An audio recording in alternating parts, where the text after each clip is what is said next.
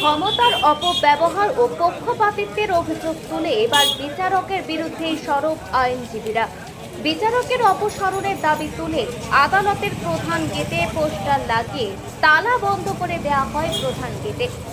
আদালতের ভেতরেই চলে আইনজীবীদের বিক্ষোভ, যার জেরে আদালত কক্ষে চলে ব্যাপক চিৎকার চেঁচামেচি, স্লোগান ওঠে চোর চোর। আর এতটাই চিৎকার চেঁচামেচি হয় যাতে করে আদালতের বাইরে সেই চিৎকার শুনে জমায়েত হয় সাধারণ মানুষ। তবে আইনজীবীদের বিক্ষোভের জেরে এদিন আরামবাগ মহকুমা আদালতে বন্ধ হয়ে যায় বিচার প্রক্রিয়া, যার জেরে চরম সমস্যায় বিচারাধীন সাধারণ মানুষ। আরামবাগ মহকুমা আদালতের আইনজীবীদের অভিযোগ, বিচারক গৌতম নস্কর তিনি নিজের ক্ষমতার অপব্যবহার করছেন, পাশাপাশি বিচার প্রক্রিয়ায় পক্ষপাতিত্ব করছেন বলে অভিযোগ, যার জেরে বিচারাধীন সাধারণ মানুষকে হয়রানি হতে হচ্ছে বলে অভিযোগ। এই বিষয়ে উচ্চ আদালতের দ্বারস্থ হয়েছেন বলে দাবি বিক্ষোভকারী আইনজীবীদের। এমনকি এই ঘটনায় গত 27শে মার্চ থেকেই বিচারের এজলাস বয়কট করছেন বলে দাবি আইনজীবীদের। তবে গেটে তালা ও চিৎকার চেঁচামেচির কথা অস্বীকার করেছেন আইনজীবীরা। তাদের দাবি তারা শান্তিপূর্ণ আন্দোলন করছেন, যদিও এদিন এই বিক্ষোভ আন্দোলনের জেরে চরম ভোগান্তিতে পড়েছেন সাধারণ বিচারক। তাদের অভিযোগ, আজ মামলা তারিখ থাকায় অনেকেই অনেক থেকে আদালতে, কিন্তু আদালতে ঢুকতে পারছেন না বলে অভিযোগ। তাদের আশঙ্কা, আজকে আদালতে বিচার প্রক্রিয়া না হলে তাদের নামে গ্রেপ্তারি পরোয়ানা জারি হতে পারে, পাশাপাশি আবার অতিরিক্ত টাকা খরচ করে জামিন নিতে হবে। তাহলে তাদের কথা কে ভাববে, সেই প্রশ্নই তুলছেন তারা। বয়কটটা অনলি 27/3/2024 তারিখ থেকে আরম্ভ হয়েছে। একটি মাত্র কোর্ট, যে কোর্টটি হচ্ছে সিনিয়র ডিভিশন অ্যাপিলেট কোর্ট, এবং তার নাম হচ্ছে গৌতম নস্কর। ওনার কোর্ট আমরা বয়কট করতে বাধ্য হয়েছি লিটিগ্যান্ট পাবলিকদের স্বার্থে, এবং যা উনি হুইমজিক্যালি অর্ডার দিতেন, কোনো কেসের নিষ্পত্তি করতেন না। বছরের পর বছর কেসের অর্ডার পেন্ডিং ছিল, জাজমেন্ট বছরের পর বছর পেন্ডিং। উনি কারুর সাথে সহযোগিতা করতেন না, এবং আমাদের সিনিয়র লয়ারদের এবং জুনিয়র লয়ারদের সঙ্গে দুর্ব্যবহার করতেন। সেই হিসাবে আমরা বার থেকে সিদ্ধান্ত নিয়েছি, এটা আমার একার সিদ্ধান্ত নয়, সমূহ আমাদের যে সদস্য আছে টোটাল সদস্যদের মিলিত সিদ্ধান্ত যে ওনার কোর্ট বয়কট করা হবে। অতএব সে কারণে গত 27/3/2024 তারিখ থেকে ওনার কোর্টে আমরা কেউ কাজ করছিলাম না। কিন্তু আমরা এই ঘটনাটা দিনের পর দিন আমাদের উচ্চতর আদালত কলকাতা হাইকোর্টকে জানিয়েছি, রেজলিউশন করে ডিস্ট্রিক্ট জাজ সাহেবকে আমরা জানিয়েছি, কিন্তু অদ্যাবধি কোনোরূপ আমরা ফল পাইনি। গত 24/7/2024 তারিখে আমরা ডিস্ট্রিক্ট জাজের সাথে আমরা মিলিত হয়েছিলাম, ডিস্ট্রিক্ট জাজের সাথে কথা হয়েছিল। ডিস্ট্রিক্ট জাজ আগামীকাল আসবেন বলেছেন, এবং ওই 24/7-এর পর থেকে সমূহ ক্রিমিনাল কেস যেগুলো সেশনস ট্রায়াবেল, ওনার কাছে সেশনস ট্রায়াবেল কেস হয়, সেই সেশনস ট্রায়াবেল কেসে ইচ্ছাকৃতভাবে ওয়ারেন্ট করছে। এবং উনি এমন একটি মানুষ, কোনো ক্ষেত্রে দেখা যাচ্ছে বেলেবেল ওয়ারেন্ট করছেন, কোনো ক্ষেত্রে দেখা যাচ্ছে নন বেলেবেল ওয়ারেন্ট করছেন, যেটা করা যায় না, আইন বিরুদ্ধ। সেশনস কেসে ওয়ারেন্ট একটাই হয়, সেখানে বেলেবেল নন বেলেবেল বলেও কিছু হয় না। তাহলে এই যে দ্বিচারিতা মনোভাব, এই মনোভাবের ফলে একটা আমাদের নিজেদের মধ্যে একটা ভাঙন ধরাবার উনি চেষ্টা করেছেন আমাদের সদস্যদের মধ্যে। এবং কিছু লিটিগ্যান্ট পাবলিক যাদের ওয়ারেন্ট হচ্ছে, তাদের কেন ওয়ারেন্ট হচ্ছে সেই কৈফিয়তটা আমাদেরকে দিতে হচ্ছে। সেই লয়ার, কন্ডাক্টিং লয়ারের ওপর চাপ আসছে, সেই লিটিগ্যান্ট পাবলিক আমাদেরকে চাপ দিচ্ছে যে আপনারা এখানে ঠান্ডা ঘরে বসে আছেন, অথচ আমাদের ওয়ারেন্ট হচ্ছে আর আমরা পুলিশের ভয়ে ছুটছি।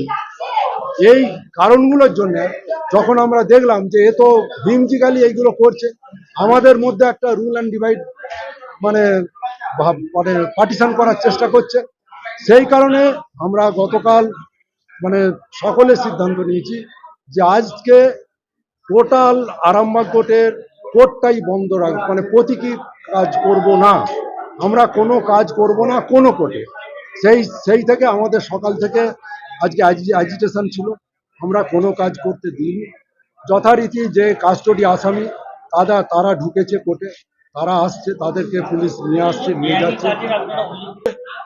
লাস্ট আমাদের যেটা অন্যান্য সাহেবদের সাথে একটা মানে এ হলো, আলোচনা হলো, সেখানে আলোচনা হলো যে আগামীকাল ডিস্ট্রিক্ট জজ সাহেব আসবেন, সেই ডিস্ট্রিক্ট জজ সাহেবের সাথে আমরা কথাবার্তা বলবো, কথাবার্তা বলে অন্যান্য সাহেবরাও থাকবে, সবার একটা সম্মিলিত প্রচেষ্টার মধ্য দিয়ে যাতে একটা সাধারণ মানে সিদ্ধান্তে উপনীত হওয়া যায়, সেইটা আমরা চেষ্টা করব।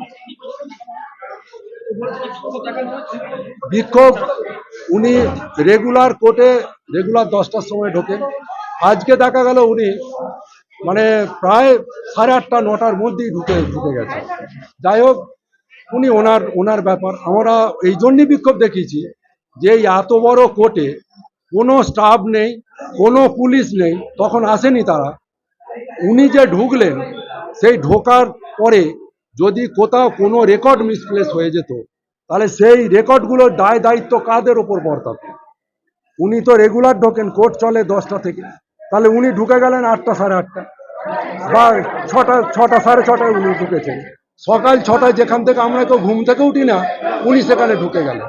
তাহলে যে রেকর্ড যদি মিসপ্লেস হতো, তার দায়িত্বটা কিন্তু আমাদের ওপর মধ্যেও পড়ে যেতে পারত। আমরা ওই জন্যে বিক্ষোভটা দেখেছি। আপনি এত সকাল এলেন কেন? আপনাকে তো কিছু অত্যাচার করা হয়নি। এইটাই আমাদের সিদ্ধান্ত, এবং আমাদের এই আমরা চাইছি, আমরা সম্মিলিতভাবে চাইছি বার থেকে যে till removal of the Gautam Naskar from Hooghly district. আমরা হুগলি ডিস্ট্রিক্ট থেকে আমাকে রিমুভাল চাইছি। এইটাই আমাদের দাবি।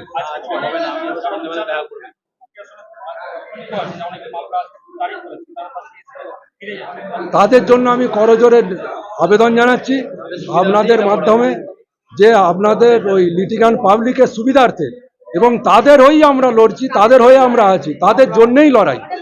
আমরা তাদের ক্ষতি হোক এটা আমরা চাই না। আজকে আমরাও মানে বেনিফিটেড নই, আমরাও লুজার হয়েছি অর্থনৈতিকভাবে, মক্কেলরাও লুজার হচ্ছে, সেইটা আমরা বুঝি।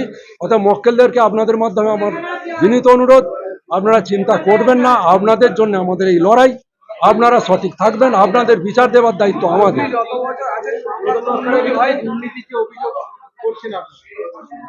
কিছু কিছু ক্ষেত্রে উনি আমরা মানে দেখিনি, আমরা শুনেছি যে কিছু লয়ারের ক্ষেত্রে উনি অর্ডার অন্য দেন, আবার কিছু লয়ারের ক্ষেত্রে অর্ডার অন্য দেন। হ্যাঁ, এই নানা রকম বৈষম্য, অনেক বৈষম্য আছে। তাছাড়া তারপর হচ্ছে এই যে দীর্ঘসূত্রতা, এইটাই আমাদের খারাপ লাগে। না, উনি কিছু আমাদের সাথে কথা বলেন, উনি কিছু বলেন। এইগুলো অ্যাজিটেশনটা হয়েছে, আমরা সঙ্গে সঙ্গে বন্ধ করে দিয়েছি, এগুলো দেওয়া উচিত নয়। আমরা আমাদের ল ক্লার্ক ভাই বা অন্যান্য জুনিয়র লয়ারদেরও আমরা বলেছি, তোমরা এইভাবে করো না, এগুলো করা উচিত। Anup Kumar Dey, president of Arambagh bar association. এখন আরামবাগেই রয়েছে প্রাণ আইভিএফ ফার্টিলিটি সেন্টার। নিঃসন্তান দম্পতিদের মুখে হাসি ফোটানোর বিশ্বস্ত প্রতিষ্ঠান প্রাণ আইভিএফ ফার্টিলিটি সেন্টার দক্ষিণবঙ্গের মধ্যে সর্ববৃহৎ এবং সর্বপ্রথম এআরটি গভর্নমেন্ট রেজিস্টার প্রাপ্ত আইভিএফ সেন্টার এখন আরামবাগেই। অল্প খরচে আইভিএফ পরিষেবা, বন্ধাত্ব চিকিৎসার এক অভিনব অধ্যায়। প্রাণ আইভিএফ ফার্টিলিটি সেন্টার একেবারে অল্প খরচে পুরুষ ও মহিলার বন্ধাত্ব পরীক্ষা, বন্ধাত্ব চিকিৎসা সবকিছুই হয় আমাদের প্রতিষ্ঠানে। সুচিকিৎসার মাধ্যমে মা ও বাবা ডাক শুনতে পারবেন নিঃসন্তান দম্পতিরা। তাহলে আর দেরি কেন? আজই যোগাযোগ করুন প্রাণ আইভিএফ ফার্টিলিটি সেন্টারে। ঠিকানা বসন্তপুর, আমতলা, 2 নম্বর রেলগেট, আরামবাগ, হুগলি। যোগাযোগ নম্বর 7865858781 অথবা যোগাযোগ করুন 7908098172 এই নম্বরে।